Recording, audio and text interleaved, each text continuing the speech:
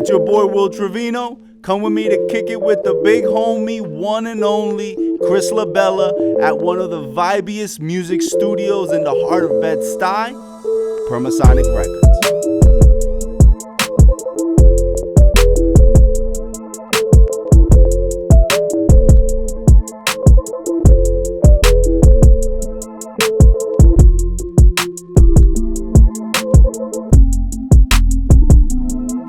Yo, Chris, what's good, my G? What's good, my boy? Welcome. How you doing? Thanks, man. Thanks for having me in the studio today. Of course. Always a pleasure. I like the glasses. I like the hoodie. Thank you. It's my understanding that you've been in the music business for what, about like 30 years or so?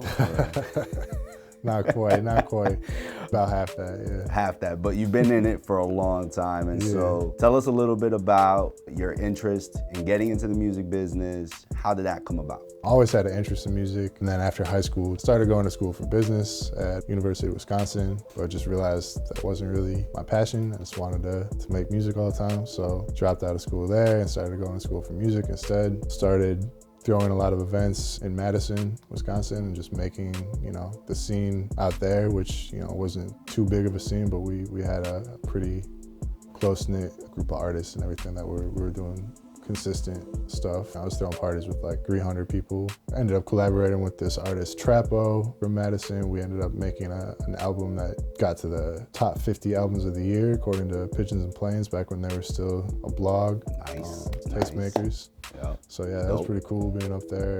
Ahead of Post Malone. Actually, before that, I had actually got my own EP onto college music charts up there with this was the year when Kendrick Lamar had just dropped To Pimp a Butterfly. Mm-hmm. So it was cool seeing my name, just a couple spots below Kendrick on the college music charts. Hell yeah, man, mad bragging rights on that. Hell yeah, for sure. So that was cool. But then it just got to be that Wisconsin was too small. Decided to move out to New York and test my luck out here. In the cultural center of the universe, really. Yeah. The NYC, yo. Yep. And how long have you been in New York City? So I moved out here in 2018 and then started this place 2019. Only had the studio for about 6 months before the pandemic happened. Oh, wow. Yeah, and I had to shut everything down for a while. So that was a struggle, but it ended up sticking it out, making it through, and still kicking. So you have a pretty dope spot here. The vibe is pretty cool with the lights and the couch that I'm sitting on, and the ambiance is very creative. So if you can tell us a little bit about who you've had come visit, the studio, what kind of services you provide to the, music community, and what is it that you do here? The biggest name person that I've had come through here was probably KRS-One. He came through here with Kid Capri. Yeah, legend. the teacher, one of the godfathers of hip hop. Yeah. Came through here with Kid Capri, Buckshot, one of the dudes from Das Effects, Mad Lion, just a bunch of legends. They were all getting ready for the KRS-One, Big Daddy Kane versus battle that they did a while back. So gotcha. Yeah. It was a good night to see the way he worked, and just was basically the general of everybody in there. It was inspiring for sure. He was miling them in it the whole time, just never let his foot off the gas. You could see why he has had the success that he's had, because he went hard the whole time, for sure. So yeah, so that was definitely one of the cool experiences in here. What services do you provide mainly? Yeah, here? so we mostly. What is the studio used for? Yeah, so a lot of people come in here just record vocals and stuff. I do a lot of custom production for people, making music for them to actually write songs to and whatnot, as well as the mixing and mastering and stuff. But I would say primarily most people come through here to record and get fire beats made for them. So people that just come and rent out the studio, use it for their own purposes here and there as well. So what are some of your future plans, without disclosing too much, right? Secrets, so, like what's the future holding for Chris LaBella and Permasonic Records? I've been working pretty closely with a couple artists over the last year and a half, 2 years, building out their catalogs, getting them ready to actually make something happen for themselves, getting them to the point where they can have a big catalog of music ready to go. And so yeah, going to be starting to push some of that out, as well as just continuing to expand, work with new artists, always looking for the next talent to start building with, as well as a few other things up the sleeve, as far as building some resources and courses for independent artists out there that we can't necessarily work with individually, but can help them out through the knowledge and experience that I've acquired over the last 30 years, like you said. Yeah, dope. Yo. So for the independent artists out there, yo, check out Chris LaBella, Permasonic Records. You don't want to miss out on the resources.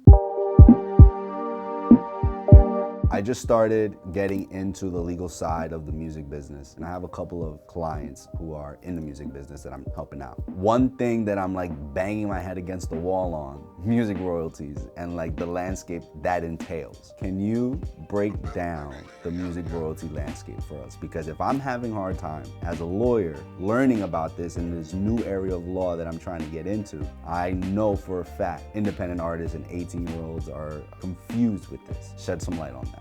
Yeah, of course. I mean, honestly, it's a confusing subject even to me still. I've been in this industry for about 15 years and it's convoluted the way that they phrase everything. But essentially, every song has two sides to it. There's the underlying song, which is the lyrics and melody, the composition of the song, the songwriting side of it, I should say, and then there's the actual sound recording of that song. So every song has the two sides. When you put that song out into the world, royalties can get paid in different ways from that. The performance royalties, which get paid out anytime that a song is played publicly, and there's mechanical royalties, which are paid out anytime a song is sold or reproduced physically. And then there's sync royalties, which we'll get into that later. When you put a song on a streaming service, not only do you get the streaming revenue, the streaming services also pay out to a performance rights organization for the performance royalties, as well as other organizations like Harry Fox Agency that distribute the mechanical royalties. So as an independent artist, if you're only putting your music up on DistroKid and collecting the money from that, you're missing out on other revenue that comes from the performance royalties as well as the mechanical royalties. Sync royalties, that happens when a song gets placed with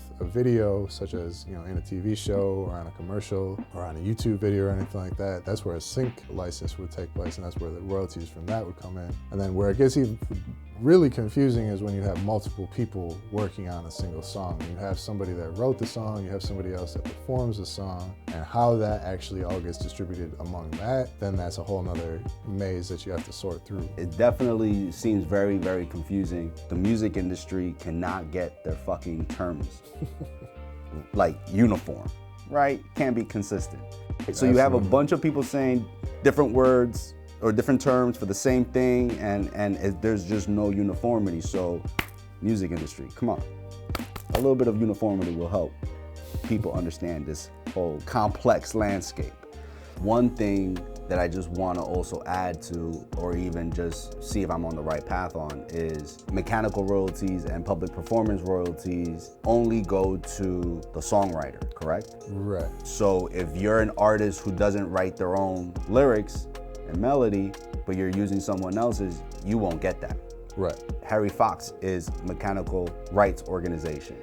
You also have the MLC, I believe it's called the Mechanical Licensing Collective. And then for the public performance, you have like BMI, ASCAP, and what CSAC? Yeah, that's more of a British one, I think. Yeah, I can only imagine if you have in the studio, which I'm sure you had, right? Is like 2 or 3 people working on a song. It's like, well, who owns what, right? And so everything flows from there, right? First figuring out who owns what, who's doing what, that's how everything gets categorized. The tip here, or the suggestion here from an attorney standpoint is any artist, whether it be independent or even record label or just producer, right? Is just have some sort of document, whether it be sophisticated or not, but just have the agreement in writing and have that conversation before, because everything's all good and dandy when there's no money in play, but then when there is money, that's when the beef starts, right? And so get things in writing, have agreements in place, have the difficult conversations ahead of time, and then get to work. Right on,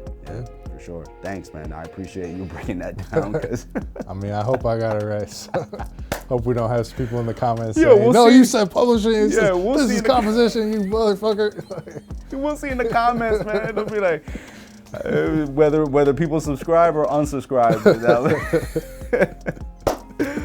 Thanks, man. Yo, that's just funny. Oh, man, that's great. My brother, thank you so much for having us here today. Always a pleasure, man. Man, appreciate you for showing us the studio. Lovely once again. If people, artists, want to find you, where can they find you? Yeah, they can check out the studio at permasonic-records.com or on any social media, just at Permasonic Records. Dope. So if you're an independent artist, if you're a producer needing of a space, you need to come and check Chris LaBella out. Check out Permasonic Records. Their space is mad vibey out in Brooklyn. It's not that far from anywhere in New York City. And one thing I will say is that you won't regret it. Peace and love.